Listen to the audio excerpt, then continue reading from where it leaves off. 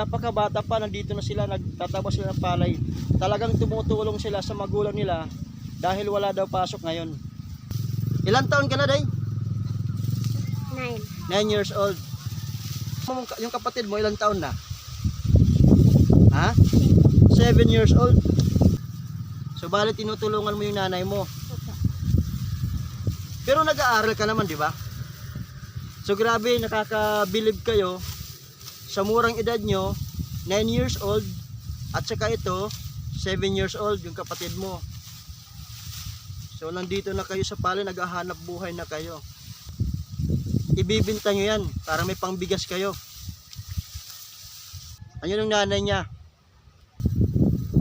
Grabe guys, itong mga kabataan na to tumutulong sa nanay nila magtabas ng palay dahil wala daw pasok ngayon, kaya sila nandito.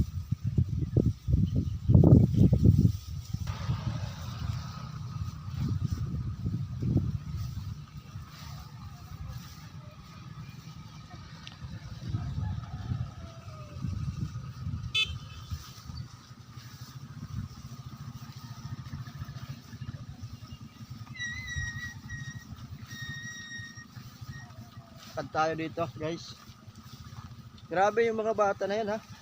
Ang bata-bata pa nila, marunong na silang magtabas ng palay.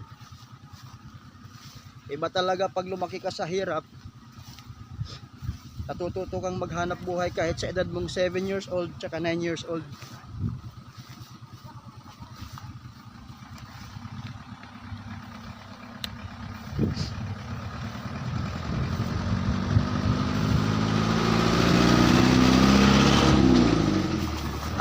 Grabe na tayo guys.